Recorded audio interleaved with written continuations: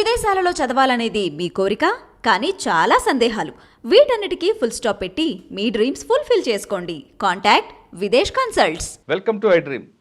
Delhi liquor కేసులో ED అధికారులు కవితను అరెస్ట్ చేసి వెంటనే ఢిల్లీ తీసుకువెళ్లారు. ఢిల్లీలో ఈడీ ఆఫీసులో పెట్టిన అధికారులు ఈరోజు ఉదయం వైద్య పరీక్షలను చెక్ చేయించి తర్వాత కోర్టుకు ప్రొడ్యూస్ చేశారు. ప్రస్తుతం కోర్టులో ఆర్గ్యుమెంట్ జరుగుతున్నాయి. ఏ క్షణాన్ని సరే ఆమెకి రిమాండ్ విధిస్తారా లేదా అన్నది కాసేపులో తెలుస్తుంది. మరోవైపు కవిత అరెస్టు అక్రమం అంటూ కవిత తరపు లాయర్లు కూడా వాదిస్తున్నారు. కానీ కవితకి అరెస్టుతో పాటు రిమాండ్ కాపీతో పాటు కస్టడీ కావాలని కూడా ఈడీ అధికారులు కోర్టులో పిటిషన్ వేశారు. ఇద్దరు మధ్యన వాదనలు కొనసాగుతున్నాయి. అసలు ప్రొసీజర్ ఏం చెప్తుంది? కవితని ఇక్కడి నుండి హైదరాబాద్ నుండి ఢిల్లీ తీసుకెళ్లాలంటే ఖచ్చితంగా ట్రాన్స్లేట్ వారెంట్ ఉండాలంటూ కేటీఆర్ చేసిన వాదనలో పసెంతుంది. ఒకవేళ తీసుకువెళ్తే ఏం జరగబోతుంది? ఈడీ అధికారుల ప్రొసీజర్ ఏ విధంగా చేస్తున్నారు? వాటితో పాటు ఇప్పటికే సిబిఐ తన సప్లిమెంటరీ ఛార్జ్షీట్లో కవితని అక్యూజ్గా పెట్టింది కాబట్టి ఒకవేళ ఈడీ అధికారుల కేసులతో పాటు సిబిఐ కూడా కస్టడీ తీసుకునే అవకాశం ఉందా లేదా అనే విషయాలు అంతా మాట్లాడడానికి మాజీ పోలీసు అధికారి డాక్టర్ సర్వేశ్వర రెడ్డి గారు ఉన్నారు. సర్వేశ్వర రెడ్డి గారిని అడిగి పూర్తి వివరాలు తీసుకున్నాం. సార్ నమస్తే అండి. నమస్తే మురళి. సార్, నిన్నటి ఎపిసోడ్ నుంచి చూస్తున్నారు. సాధారణంగా ఒక వ్యక్తిని అరెస్ట్ చేయాలంటే అరెస్ట్ వారెంట్ ఇవన్నీ కూడా గతంలో సినిమా స్టైల్లో జరిగేవి. అవన్నీ సినిమా డైలాగులు. అవన్నీ కాస్త పక్కన పెడితే 7 సంవత్సరాల లోపు ఉన్న వాళ్ళకైతే 41 CRPC నోటీస్ ఇవ్వాలి. 7 సంవత్సరాల పైన శిక్ష పడే వాళ్ళకైతే ఎటువంటి నోటీసు లేకుండా తీసుకెళ్లే అధికారం CRPC చెప్తుంది. కానీ ఈడీ అనేది ఎన్ఫోర్స్మెంట్ డైరెక్టర్ అనేది దీనికి భిన్నంగా ఉంటుంది కాబట్టి వాళ్ళు సెక్షన్ 19లో చేయొచ్చు, సెక్షన్ 50 వాళ్ళ దగ్గర ఉంది కాబట్టి చేయొచ్చు. కానీ కవిత అరెస్ట్ అప్పుడు వచ్చారు. ఉదయం నుంచి వాళ్ళు ఒక రెక్కి వేసుకున్నారు. రెక్కి వేసుకున్న తర్వాత మధ్యాహ్నం టైంలో వెళ్ళారు, సోదాలు చేశారు. 5:20కి అరెస్ట్ చూపించారు. రైట్. అదే టైంలో కేటీఆర్ గారు రావడం, ఇది ట్రాన్స్లేట్ వారెంట్ లేకుండా తీసుకువెళ్ళడం ఒక అక్రమం అంటూ, ఒకవేళ దీని మీద సుప్రీంకోర్టుకు వెళ్తే మీరు చాలా బాధ్యులు అవ్వాల్సి వస్తుందంటూ ఒక వార్నింగ్ లాగా ఇచ్చారు. దాన్ని మనం ఏ విధంగా అర్థం చేసుకోవాలి? నేను అర్థం చేసుకుంటే కేటీఆర్కు lack of knowledge, legal knowledge zero. How can you say like that? Transit warrant అంటే ఈ పర్సన్ అరెస్ట్ చేసిన తర్వాత 24 గంటల లోపల కన్సర్న్ జ్యుడిషియల్ మేజిస్ట్రేట్ ముందు ప్రొడ్యూస్ చేయాలి. ఒకవేళ అదర్ స్టేట్ పోయినప్పుడు సఫిషియెంట్ టైం లేనప్పుడు కన్సర్న్ కోర్టు ఇక్కడ నంపల్లి కోర్టులో ప్రొడ్యూస్ చేసి వారెంట్ తీసుకొని to avoid the contradictions avoid చేయడానికి అది ట్రాన్సిట్ వారెంట్ ప్రయోగిస్తాం. అక్కడ 5:20కి అరెస్ట్ చేశారు. 10 వరకు నైట్ హైదరాబాద్లో ఉంది, ఢిల్లీలో ఉంది, మార్నింగ్ 10 వరకు ఉంది, ఇంకా టైం ఉంది. 12 గంటలకు ప్రొడ్యూస్ చేసిన కోర్టులో. అంటే ఒకవేళ కేటీఆర్ గారు ట్రైన్లో తీసుకెళ్తారు అనుకున్నారే మామని? స్పెషల్ ఫ్లైట్లో వచ్చిందండి. ట్రైనింగ్ తీసుకెళ్తారు. చాలా సివియర్ కేసు. 1275 కోట్ల లాస్ట్ ఉంది దాంట్లో. అంటే సాధారణంగా ఢిల్లీలో అరెస్ట్ చేశారనుకోండి ఒక కేసులో, ఆయన్ని ట్రైన్లో తీసుకురావాలనుకుంటే 48 అవర్స్ టైం చూపిస్తారు. ఎగ్జాక్ట్లీ. అప్పుడు మీరు ట్రాన్సిట్ వారెంట్ అనేది మస్ట్ అంటారు. ఫ్లైట్లో వచ్చిన దానికి అవసరం లేదు అనుకుంటా కదా? అవసరం లేదు. ఫ్లైట్ అనేది 1 hour జర్నీ ఢిల్లీ, అవసరం లేదు. తర్వాత వాళ్ళు టైం ఫిక్స్ చేసుకుని వచ్చిండ్రు కనుక ఫ్లైట్ స్పెషల్ ఫ్లైట్ తప్పని తీసుకెళ్ళిపోతుంది. వీళ్ళు లేకుండా అంత లేట్ అయితే ఉంటే రాత్రి మేజిస్ట్రేట్ ఇంటి ముందు ప్రొడ్యూస్ చేస్తారు కన్సల్ట్ జ్యుడిషియల్. అంటే ఆ వారెంట్ లేకుండా లోపల రాకూడదా? ప్రసక్తి లేదు. అది ఎందుకు చెప్పినారో మన ఎవరు సలహా ఇచ్చిన ఇటువంటి పనికి వాళ్ళ సలహాలు ఇచ్చి ఆమె జైలు పంపిన అందరు కలిసి. ఎందుకు అంటే ఫస్ట్ ఈమెకు నోటీసులు వచ్చినప్పుడు 61 వచ్చినప్పుడు. అవును, 61 అంటే విట్నెస్ కింద ఎగ్జామ్ చేస్తాం. ఆ 61 నోటీస్ తీసుకొని ఢిల్లీ హైకోర్టులో నేను విట్నెస్ కనుక నన్ను అరెస్ట్ చేసే ప్రమాదం ఉంది, ఏదన్నా మిస్ చేసి అని చెప్పేసి కోర్టు డైరెక్షన్ ఇస్తూనే డెఫినెట్లీ, ఎందుకంటే not to arrest can go on investigation ఇస్తున్నాయి. ఆ మంచి అవకాశాన్ని చేజాతలు చదచుకున్నారు సలహాలు ఇచ్చిన దాన్ని బట్టి. అదేం advice, legal advice, illegal advice I don't know, but it's not correct. అంటే ఫస్ట్ 61 దీంట్లో నోటీస్ తీసుకొని ఆమె కోర్టుకు వెళ్ళొచ్చా? అంటే ఎంక్వైరీకి పిలుస్తున్నారు, విట్నెస్ కింద పిలుస్తున్నారు చెప్పడానికి. విట్నెస్ కింద పిలుచుకున్నారు, అరెస్ట్ చేస్తారు అనుమానం ఉందని చెప్పి వెళ్తే not to arrest investigation can go on అని కోర్టు ఆర్డర్ ఇస్తుంది, డెఫినెట్గా ఇస్తుంది ఇన్వేరబుల్లీ. కానీ మరి ఆ స్టెప్ ఎందుకు తీసుకోలేదు వాళ్ళు? ఇంకా అంటే సలహాలు సంప్రదింపులు టీములు అవన్నీ ఉంటాయి. మేధావులు అంతా కలిసి జమ అయినారు, జమ అయి అందరు కలిసి ముందుకు పంపించారు. ఓకే. కానీ ఇప్పటికే అందులో సిబిఐలో కూడా సప్లిమెంటరీ ఛార్జ్షీట్లో ఎగ్జాక్ట్లీ ఆమె కూడా అక్యూజర్ చూపించారు. ఫస్ట్ విట్నెస్ అన్నారు, తర్వాత అక్యూజ్ చేశారు. ఫస్ట్ ఎఫ్ఐఆర్ ఏమో పేరు లేదు. ఒక ఆయన వద్దని అంటుండే విన్నాను, ఎఫ్ఐఆర్ పేరు లేకుండా ఎట్లా చేస్తారు అంటే FIR is not the whole, అది మొత్తం పరిపూర్ణం కాదు. ప్రాథమిక సమాచారం తెలిసి ఉండొచ్చు, తెలియకపోవడం. ఎఫ్ఐఆర్ పేరున్నంత మాత్రం తీసేయకూడదని ఏం లేదు. అవును, ఆ ఎవిడెన్స్ లేకుండా తీసేస్తాడు. ఎఫ్ఐఆర్ పేరు లేకుంటే ఎవిడెన్స్ వచ్చిందనుకో పలానా పుల్లయ్యల వినా యాడ్ చేయ 216 CRPC కింద యాడ్ చేయమని అక్యూజ్ కింద యాడ్ అవుతుంది, స్టేట్మెంట్ రికార్డ్ చేస్తారు. సార్ నిన్న తీసుకొచ్చారు, కోర్టులో ప్రొడ్యూస్ చేస్తారు, కోర్టులో ఆర్గ్యుమెంట్ జరుగుతున్నాయి. కోర్టు డెసిషన్ అనేది మనం కాసేపు పక్కన పెడితే ప్రొసీజర్ ప్రకారం వాళ్ళు కరెక్ట్గా వెళ్తున్నట్లే కదా ఈడీ. ఎగ్జాక్ట్లీ కరెక్ట్ వచ్చింది. ఓకే, కోర్టులో పెట్టారు.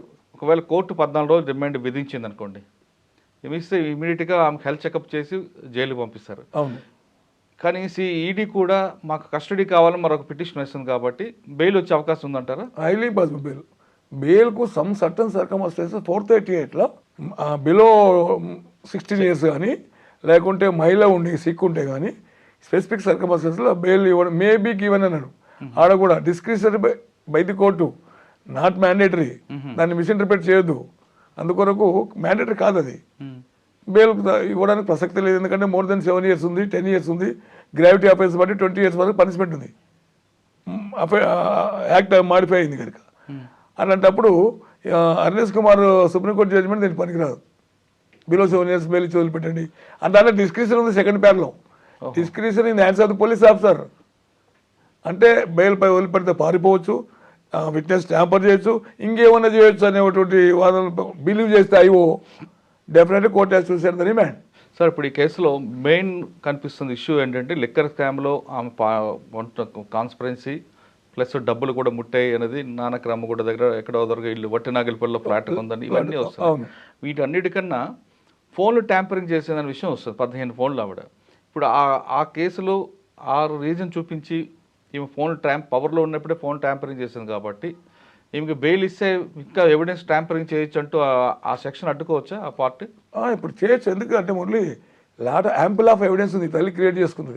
టెలిఫోన్లు బొగలగొట్టడం, what necessity made to her to destroy the telephones అంటే కన్సీల్ ద ఫ్యాక్ట్. మీరు మొన్న చెప్పారు ఎప్పుడో conceal the fact, identity conceal చేయడం, ఫ్యాక్ట్ కన్సీల్ చేయడము, ఇవన్నీ 201లో వస్తే ఫోన్స్ పలగొట్టుంటే బెనిఫిట్ అవుట్ వస్తుంది. తర్వాత ఫ్లైట్లు ఎందుకు పోయిందండి? చార్టర్డ్ ఫ్లైట్లో రామచంద్ర పిల్లి ఈమె అందరు కలిసి ఢిల్లీకి. తర్వాత పోతే పోయింది అనుకుందాం. ఆ స్టార్ హోటల్ ఎందుకు మీటింగ్ పెట్టి టికెట్ చేశాక పాలసీ మీద డిస్కషన్స్ ఎందుకు చేశారు? నీకు సంబంధం లేనప్పుడు నువ్వు రామచంద్ర పిల్లకి పోయి తిరుపతిలో ఫోటోలు దిగుతారు, మీ ఇంటికి వస్తారు, ఆడన్నీ కోసం చేస్తారు. అభిషేక్ రావు ఉంటాడు. అభిషేక్ రావు 2 సంవత్సరాలు అక్కడనే ఉంటాడు. జైలు ఎక్కడ ఉన్నాడో తెలియదు. జైల్లో ఉన్నాడు. అఫ్ఘానికి రావులు అయిపోయాడు, జైల్లో ఉన్నాడు. మరి అలాంటి పరిస్థితి ఉన్నప్పుడు వాళ్ళందరూ అప్రూవర్గా మారారు. దీనికి తోడు అప్రూవర్ మాట్లాడు. అప్రూవర్ అంటే ఇన్ ద సెన్స్ అక్యూజ్గా పోయినప్పుడు తర్వాత మేము చెప్తాం వాస్తవం అని పిటిషన్ ఇస్తే జ్యుడిషియల్ కస్టడీకి వెళ్ళి కోర్టు స్టేట్మెంట్ రికార్డ్ చేస్తుంది.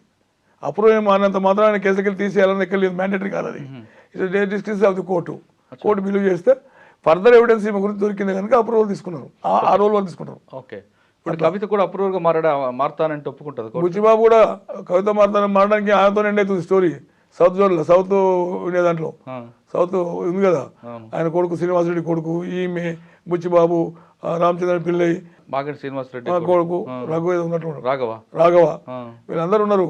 కాన్స్పిరేట్ చేసిండ్రు. 32% లిక్కర్ దాంట్లో తీసుకున్నారు వీళ్ళు. తర్వాత పాలసీ మేకింగ్కు వీళ్ళు సహకరించారు. ఎందుకంటే అక్కడ పాలసీ ఎట్లా చేంజ్ అవుతుంది? కరోనా వచ్చిందని చెప్పేసి 174 కోట్లు ఎగ్జామ్ చేస్తారు. దాన్ని ఎన్ని చేతులు పడినో నో పడినో ఎవరు పడినో. ఇప్పుడు కవిత అప్రూవర్గా మారుతారంటే కోర్టు యాక్సెప్ట్ చేయదు. ఎవరికి మారుతుంది అప్రూవర్? ఆల్రెడీ వాళ్ళందరూ అప్రూవ్ మారే ఏమి పెట్టిండు. సిసోడి అప్రూవర్ చెప్పిండు, ఏమి చెప్పిండు. తర్వాత అభిషేక్ రావు చెప్పిండు, బుచ్చిబాబు చార్ట్ అకౌంట్ ఏమేమి చెప్పిండు. అందరూ ఏమేమి చెప్పినాక ఇంక మారే ఏమని చెప్తుందట.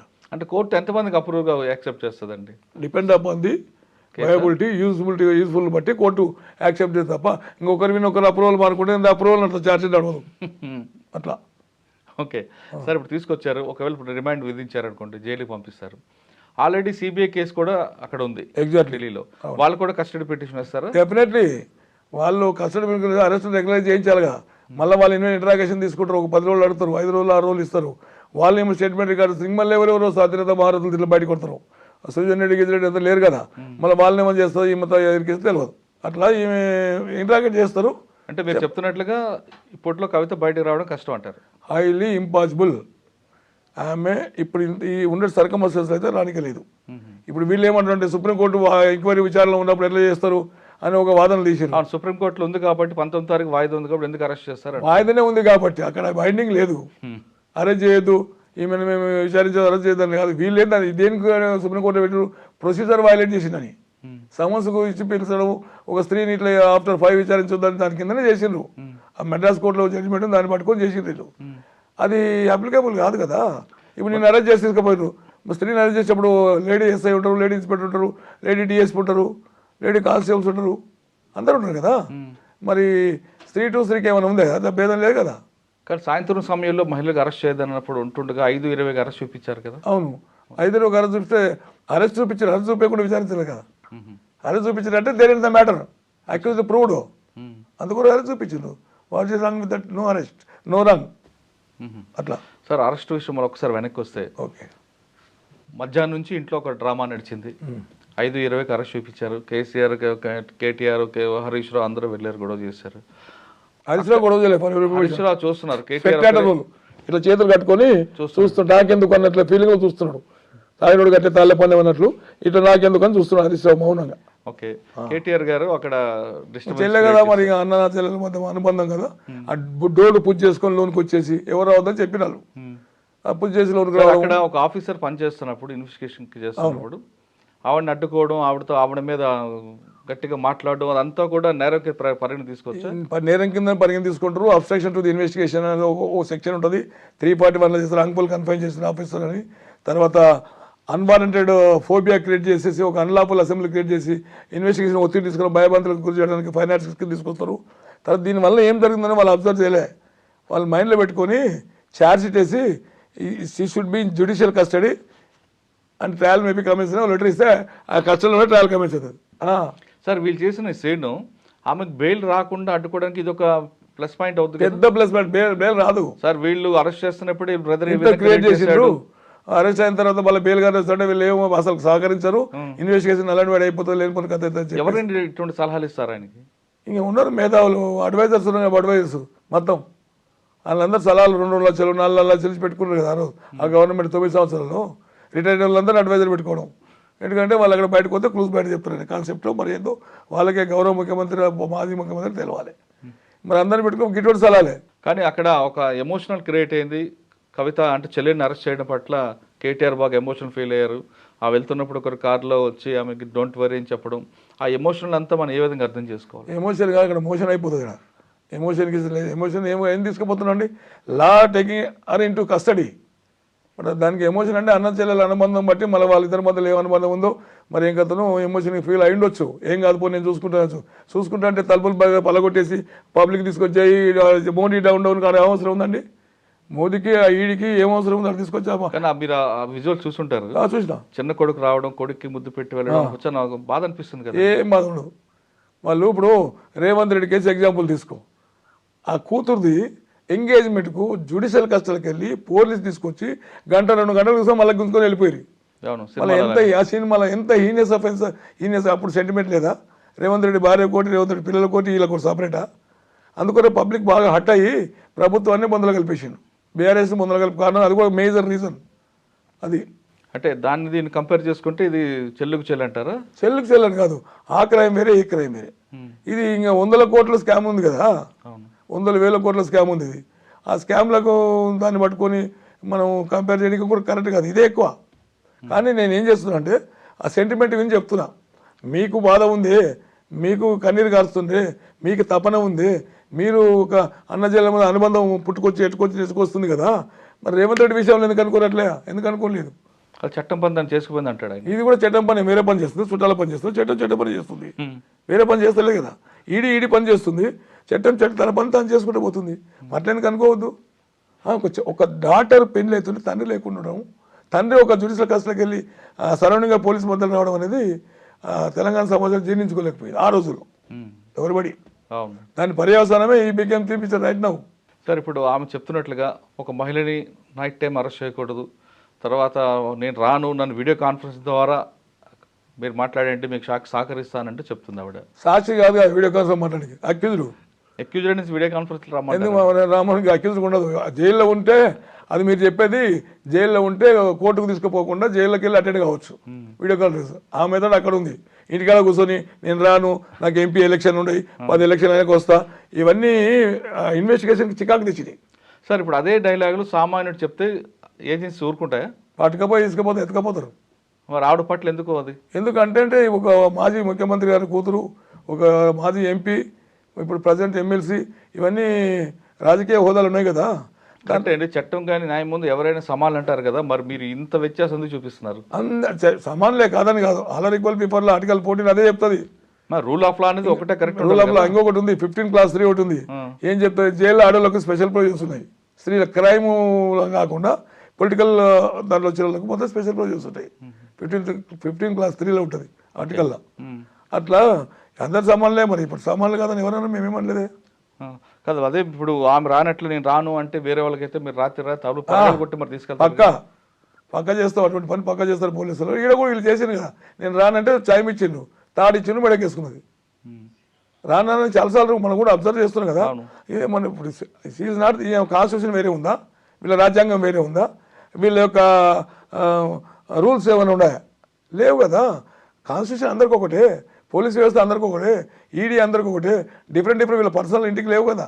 నేను రాను, నా చదివినప్పుడు వస్తా, ఎలక్షన్ ఉంది నేను క్యాంపెయిన్లో పోతున్నా, లేకుంటే ఢిల్లీలో కూర్చొని మహిళా రిజర్వేషన్ గురించి పోరాడతా, ఈ సందర్భాల్లో అవన్నీ చేసింది. అవన్నీ ఇన్వెస్టిగేట్ చేసి ఇవన్నీ నెగిటివ్. ఇప్పుడు ఈ చేసిన కార్యక్రమాలు మొత్తం నెగిటివ్. వీళ్ళు డెఫినెట్ పిటిషన్ ఇస్తారు, trial should be commence when she is under judicial కస్టడీలో ట్రయల్ కమెన్స్ కావాలని పిటిషన్ చేస్తాం. 3-4 ఏళ్ళు కావచ్చు, 5 ఏళ్ళు కావచ్చు, బెయిల్ రాదు. అంటే ఫస్ట్లోనే వీళ్ళు సహకరించుకుంటూ ఉంటే చార్జ్ షీట్ ఇప్పుడు ఈమె అన్నది కదా, ఇట్లా చూపుకుంటూ పోయా కదా, నువ్వు విక్టరీ నీకు అంత ఉన్నప్పుడు మంచిగా నీకు నాకు ఎలాంటి సంబంధం లేదు, రాజకీయంగా పొలిటికల్గా పెడుతున్నావు, అదే ఒప్పుతుంది పో. స్వాతంత్రంలాగా బయటికి కడిగిన ముద్దలాగా మరి పోకుండా ఉండి నీ ఎంతకు నువ్వు తిరగబడి స్పీచ్లు ఇచ్చి అవి ఇచ్చి మోడీ లేదు గీడి లేదు అని పెద్ద పెద్దలను తిట్టాల్సిన అవసరం కూడా లేదు కదా. కేటీఆర్ మాటలు ఏమైనా ఉన్నాయండి? దీన్ని మనం పొలిటికల్ అరెస్ట్ గా చూడాలా, రియల్ గా క్రైమ్ గా చూడాలండి? Real crime, not political arrest. సరే, ఎవరి వాదనలు వాళ్ళకు ఉన్నాయి. ఇవి ఎలక్షన్ ముందు, లాస్ట్ టైం ఎలక్షన్ ముందు ఈమెను అరెస్ట్ చేసింటే ప్రభుత్వం వస్తుండే రాలా అనే ఒక వాదన సొసైటీలో ఉంది. చేయలేదు కనుకనే పోయింది, బీజేపీ పోయింది, బీఆర్ఎస్ పోయింది, వీళ్ళిద్దరు ఒకటి రోడ్డు పోయిన అనే సంగతి ఒకటి ఉంది. ఇప్పుడు ఏమంటారు అంటే ప్రజలు ఏమంటారంటే మోదీ గారు ఇప్పుడు అరెస్ట్ చేసేందుకు బీజేపీ సీట్లు 12, 13, 14 వరకు వస్తూ ఉంటారు. కవిత అరెస్ట్ కి బీజేపీ ప్లస్ అవుతుంటారా? బీజేపీ ప్లస్ అవుతుంది. ఇంకెవరికి? ఎందుకు? ఎందుకంటే వీళ్ళిద్దరు ఒకటి కాదని బయటపడదు. ఇప్పుడు నేషనల్ ఎలక్షన్ కదా, నేషనల్ ఎలక్షన్ లోకల్ చాలా డిఫరెన్స్ వస్తారు పీపుల్ ఓటర్స్. ఎందుకంటే జాతి సమైక్యత కానీ, జాతి ఐక్యత కానీ, సార్వభౌమత కానీ బీజేపీ వచ్చిన తర్వాత మోదీ నేతృత్వంలో ఇంటర్నేషనల్గా మన భారతదేశానికి ఒక పెద్ద గుర్తింపు వచ్చింది. ఫినాన్షియల్గా కూడా 3rd ప్లేస్కి వెళ్తుంది, 4th ప్లేస్. 100% అవును, అది ఫ్యాక్ట్. అది ఎవరు కాదని లేరు. ఒక గ్లోబల్గా ఒక ప్రాముఖ్యమైన భారతదేశము అనే ఒక నిలబెట్టింది మోదీ. ఆ సందర్భం ఉంది. ఇప్పుడు మనం రాజకీయంగా మాట్లాడుతున్నాం. వాస్తవం మీరు అన్నట్లుగా కవిత అరెస్ట్ అనేది బీజేపీకి ప్లస్ అంటారు. అంటే ఇద్దరు మధ్య బంధం లేదు, నేను అంటలేను, ప్రజలు అనుకుంటున్నారు.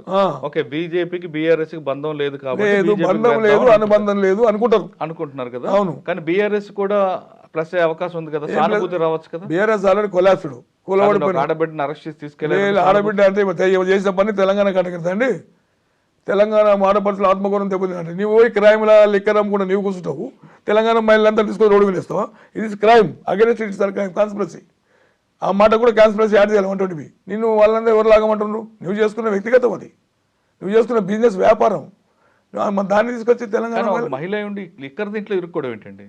లిక్కర్ తింటే మనీ అనేది ఈ ప్రిన్సిపల్ ఉంది, లా ఆఫ్ డిమినిషింగ్ యూటిలిటీ అని ఒక సూత్రం ఉంది. ఈ మనీ సంపాదించడానికి, తాగుబోతులకు వీళ్ళందరికీ వర్తించదు. వీళ్ళు ఇంకా జమ చేస్తూనే పోతారు, దాహం పెంచుకుంటూ పోతుంది. అదే అందుకొరకు ఆ సూత్రం వీళ్ళకు మార్షల్ ఒకటి ఉంది, లా ఆఫ్ డిమినిషింగ్ యూటిలిటీ అని. ఆ సూత్రం వీళ్ళకి వర్తించదు. నాణ్యాలు వేరే జమ చేయడం కానీ, మన డబ్బులు కూడా పెట్టడం కానీ ఇవన్నీ పనికిరావు. ఇంకా ఎక్కువ పోతూనే ఉంటారు. అట్లా ఆ యాంగిల్లో పోయింటుంది మేడం. సార్, ఫైనల్గా చెప్పండి, పిఎంఎల్ యాక్ట్లో కరెక్ట్గా ప్రాపర్గా ఇన్వెస్టిగేషన్ చేస్తే ఎంతకాలం శిక్ష పడే అవకాశం ఉంటుంది? పిఎంఎల్ యాక్ట్లో 96% కన్విక్షన్ రేట్ ఉంది. 96% కన్విక్షన్ రేట్ ఉంది. తర్వాత అక్కడ సిబిఐ ఒకటి ఉంది, సిబిఐ కన్విక్షన్స్ ఉన్నాయి, అది సపరేట్ ఇన్వెస్టిగేషన్. పిఎంఎల్ యాక్ట్లో పేపర్ స్పీక్స్, వేగంగా మాట్లాడుండదు. వీళ్ళ టెలిఫోన్ ట్రాకింగ్ ఉంటుంది, వీళ్ళ మీటింగ్ ట్రాకింగ్ ఉంటుంది, హోటల్లో వీళ్ళంతా పని ఉంటుంది, తర్వాత టెలిఫోన్ పలగొట్టింది ఉంటుంది. తర్వాత ఇవన్నీ ఏవి ఈ మొత్తం వీళ్ళంతా అప్రూవర్ అయింది కదా, సోకాల్డ్ ఏమి టీములు కానీ, చార్టెడ్ అకౌంట్ కానీ, పిల్లే కానీ అందరూ అప్రూవర్గా మారిపోయినారు. అప్పుడు Kavitha alone what she can do? అడ్వకేట్తో పోతే ఓడిపోతామని చెప్పడం, డాక్టర్తో పోతే చచ్చిపోతామని చెప్పడం. క్యాన్సర్ ఉన్నా నువ్వు 2-3 ఏళ్ళు బతుకుతావు, తర్వాత వద్దని అంటారు.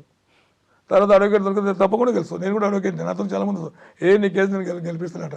అది గెలుస్తా ఓడుతా అనేది జ్యుడిషియల్ చెప్పాలి. అట్లా ఇవన్నీ నమ్మనికే లేదు. అందుకొరకు ఈమె స్టార్టింగ్ నుంచి ఆ ట్రాక్లో పోయేది లేకుండే మంచి అవకాశం వచ్చింది. విట్నెస్ కింద 61లో పోతుంది, 41లో పోతే 91 తీసుకుపోయి రికార్డ్ అయిపోతుంది, అడ్వకేట్తో పంపుతుంది. అంటే they feel how she's proud lady అని. అంటే మమ్మల్ని ఎవరు టచ్ చేయలేరని ఒక భావన ఉన్నారు వాళ్ళకి. ఇప్పుడు ఏం చేసిర్రు ఇప్పుడు కదా అంతకుముందు ఆ భావన అంటే పవర్లో ఉంది కదా. పవర్ ఉన్నప్పుడు పవర్ అనేది power corrupts power, absolute power corrupts absolute అని పృథక్కరణ సిద్ధాంతం, అధికార పృథక సిద్ధాంతంలో మాంటెస్కి చెప్తాడు. ఈ పవర్ ఉంటే దీపం కింద చీకట్లు అంటే కనపడవు, ఇవి వచ్చి వీటికి వస్తాయి. ఎవరు వాళ్ళు ఒక్కరే కాదు, జనరల్ చెప్తున్నారు. వీటికి వచ్చి ఆ ముందులో కనపడ వెనక చూస్తుంటారు, వాడు వేసిపోతాడు. అది పవర్ కథ. పవర్ ఉన్నప్పుడు ప్రేమతత్వం పెంచుకోవాలి, అనుబంధం పెంచుకోవాలి, ఆప్యాయత పెంచుకోవాలి. ఇది ప్రజాస్వామ్యం. ప్రజలు ఎన్నుకున్నారు, ప్రజలకు అకౌంటబిలిటీ ఉండాలి, ట్రాన్స్పరెన్సీ ఉండాలి. ప్రజలను పలకరించడానికనే మీకు ప్రజలే గారు మినిస్టర్లు పోవాలంటేనే అపాయింట్మెంట్. హోమ్ మినిస్టర్ ఒకసారి పోయి ఆ గేట్ కంటే వెళ్ళిపోయా రాని ఆలోచన. అందరు పేపర్లు వచ్చినాయి కదా. ఇప్పుడు ఎవరు కలుస్తారండి? ఫర్ ఎగ్జాంపుల్ ఎవరు కలుస్తారు చెప్పు? ఎవరన్నా అపాయింట్మెంట్ ఇచ్చిందా? కలిసి పోతారు, సంక్రాంతి పుణ్యం నాగలాగా లేసి ఇట్లని కనపడి మన 2-3 ఇచ్చి పోతాడు, ఆ ఫామ్ హౌస్లో ఉంటాడు. అది కాదు కదా. నేను దాని గురించి ఎన్నుకోలే. సరే నేను కన్స్ట్రక్షన్ డెవలప్ చేసిన అన్ని చేసిన. డెవలప్తో పాటు వేరే స్కీములు స్కాములు అన్నీ ఉన్నాయి కదా. అవి మళ్ళీ తర్వాత ఏమొస్తావు మన గౌరవ కాంగ్రెస్ ముఖ్యమంత్రి గారు తెలవాలి ఏమేమి దాంట్లో ప్రాసిక్యూట్ చేస్తారనేది. సార్ ఫైనల్గా మరొకసారి చెప్పండి, కవిత గారికి బెయిల్ వస్తుందా రాదా? బెయిలు నిర్దాక్షిణ్యంగా రాదు. ఎందుకు అంటే ఆ బెయిల్ అనేది రైటే, ఫండమెంటల్ రైట్ కిందనే వస్తుంది, ఒక భాగం. Bail is right, but crime is aggravative form of offence ఉంది. ఎందుకంటే 100 కోట్ల స్కామ్ ఇన్వాల్వ్ అయింది. ముందే ఆమె ఈడీని సిబిఐని ఎవరిని కేర్ చేయలే. ఇప్పుడు రేవంత్ రెడ్డి గారు ముఖ్యమంత్రి అయిన కదా, సెక్షన్ 6ని అబాలిష్ చేయమనండి. గౌరవ ముఖ్యమంత్రి రేవంత్ రెడ్డి గారు సిబిఐ ఎలా చేయాలంటే సెక్షన్ 6 స్టేట్ కన్సెంట్ని తీసి ఎత్తేయాలి. కన్సెంట్ అవసరం లేదు, చేస్తే బాగుంటుంది నా సలహా నాది. డిఎస్పీ యాక్ట్ 6ను అవాయిడ్ చేయాలి. ఇప్పుడే మనకు వచ్చింది ఏంటంటే కవితకి 7 రోజులు రిమాండ్ ఇచ్చారు. ఇస్తారు, నేను చెప్తే ఎంతమంది డెఫినెట్ ఇస్తారు. 10 అంటే 7 days ఇచ్చారు. అప్పుడు ఏం చేస్తారు? ఓ రోజు చేసి 7 రోజులు అయినాక మళ్ళీ పంపించేసి ఒక్కని గురించి తీసుకొస్తారు. ఆ నుండి సిబిఐ మెల్లగేస్తారు. వీటిలో నడిచి కోలాటం పురుగులు ఉంటాయి నీళ్ళలో, ఇటు తిరిగి మొత్తం తిరుగుతూనే ఉంటాయి. తిరిగి ఛార్జ్ షీట్ వేస్తారు, ట్రయల్ కమిషన్ చేయమని చెప్తున్నా ఫస్ట్ నుంచి కూడా. సాధారణ 14 రోజులు రిమాండ్ ఉంటుంది కదా, 7 రోజులు ఎందుకు ఇచ్చారు? నార్మల్గా పెడతారు. అది 7 రోజులు ఇచ్చాక మళ్ళీ ఇన్సఫిషియెంట్ ఇంటరాగేషన్ కంప్లీట్ కాలేదు, మళ్ళీ పిటిషన్ ఇస్తారు. వేస్తే ఇంకో 7 రోజులు ఇస్తారు. 14 రోజులు ఒకసారి ఎందుకు మహిళ అని చెప్పేసి అట్లా కూడా అట్లా. కానీ ఇప్పుడు బయట రాదు వీళ్ళ వాదన. ఇప్పుడు ఏదో సుప్రీంకోర్టులో చెప్పుకోవాలి వాదన తప్ప ఈ లోవర్ కోర్టులో చెప్పడానికి లేదు మురళి. అవును, మరి దాన్ని తీసుకొని దీన్ని అడ్డబెట్టి ఎట్లా చేస్తారు? ఇక ఇష్టం వచ్చిన నోటుకొచ్చిన మాట్లాడితే మనం ఏం చెప్పేది? ఇదే విధంగా గతంలో కూడా మనీష్ సిసోడియా కూడా సుప్రీంకోర్టు ఒక అక్షంతలు వేసింది కదా, నువ్వు కిందకి వెళ్ళు, కింద నుంచి రావాలి. మీరు ఛత్తీస్గఢ్ కేసులో సుప్రీంకోర్టు జడ్జిమెంట్ మొన్న వచ్చింది ఒకటి. ఓఎల్టీ ఉంది, ఒక మహిళ, ఆమె ఇదే మనీ లాండరింగ్ కేసులో పోతే ఛత్తీస్గఢ్ కేసులో సుప్రీంకోర్టు ఇచ్చేసింది బెయిల్ ఇచ్చే ప్రసక్తి లేదు అన్నది. అది బేస్ కాదు Murali. Recently bail was rejected in Chhattisgarh case, మహిళా డిప్యూటీ డైరెక్టర్ కేసు. మళ్ళీ అయిపోయా, బెయిల్ ఎట్లా వస్తుంది? అందుకొరకు బెయిల్ అనేది దీంట్లో రాదు. బెయిల్ గురించి సరే పోరాడతారు, తపన పడతా అని చేస్తారు, రాదు. ఇప్పుడు ఎక్కడ తీసుకుపోతే తెలుసా? Custody TR jail barrack number 6 దాన్ని తీసుకుపోయేస్తారు. బ్యారక్ నెంబర్ 6 ఎందుకు? అరే 9 బ్యారక్లు ఉన్నాయి టీఆర్ జైల్లో. బ్యారక్ నెంబర్ 6లో మహిళలు పెడతారు. దీంట్లో మళ్ళీ సగాలు ఉన్నాయి. ఈ సగంలో ఏముంటుంది అంటే మళ్ళీ ఇతరులేమో క్రైమ్ చేసే వాళ్ళని పెడతారు, ఇటు సైడ్ ఏమో పొలిటికల్ ప్రిజనర్స్ పెడతారు. వీళ్ళకి ఫెసిలిటీ మంచిగా ఉంటుంది, వీళ్ళకి క్రైమ్ ట్రీట్మెంటే ఉంటుంది. అంటే లేదని కానీ ట్రీట్మెంట్ వేరే ఉంటుంది. అని మీరు నేరస్తులు, ఆర్థిక వ్యవస్థ దేశాన్ని కొల్లగొడుతున్నారు, ప్రజాధనాన్ని లూటీ చేస్తున్నారు అని దాని కింద వాళ్ళకు ఆ ట్రీట్మెంట్ ఎట్లా ఉండాలో అట్లా ఉంటుంది. అందుకొరకు టీఆర్ జైలుకు పంపించారు మేడం. 3 జైలు ఉన్నాయి. టీఆర్ జైలు బిగ్గెస్ట్ జైలు 1957 వచ్చింది. ఏసీఐ ఖండంలో అతిపెద్ద జైలు టీఆర్ జైలు. ఏసీఐ ఖండంలో అతిపెద్ద జైలు టీఆర్ జైలు. దానిలో 52,000 మంది 5,250 మంది ప్రిజనర్స్ పెట్టచ్చు ఎట్ ఎ టైం. అంత పెద్ద జైలు. ఢిల్లీ లిక్కర్ స్కామ్స్ కేసులో కవితకు 7 రోజులు రిమాండ్ విధించింది కోర్టు. దాంతో ఆమెకి మరొకసారి వైద్య పరీక్షలు నిర్వహించి తిరిగి జైలుకి పంపిస్తారు. పంపించిన తర్వాత మరొకసారి కస్టడీ తీసుకుని విచారించే అవకాశం ఉంది. ఒకవేళ ఈడీ కస్టడీ అయిన తర్వాత ఆల్రెడీ సిబిఐలో ఛార్జ్షీట్లో ఆమె కూడా నిందితురాలు ఉంది కాబట్టి సిబిఐ కూడా కస్టడీ తీసుకునే అవకాశం ఉంది. కాబట్టి ఇప్పట్లో కవితకు బెయిల్ వచ్చే అవకాశం లేదంటున్నారు సర్వేశ్వర రెడ్డి గారు. తర్వాత ఏం జరుగుతుందో చూద్దాం. కవిత కేసులో సర్వేశ్వర రెడ్డి గారి విశ్లేషణ మరో అంశాలు మళ్ళీ కలుద్దాం. అంతవరకు thank you sir. Thank you.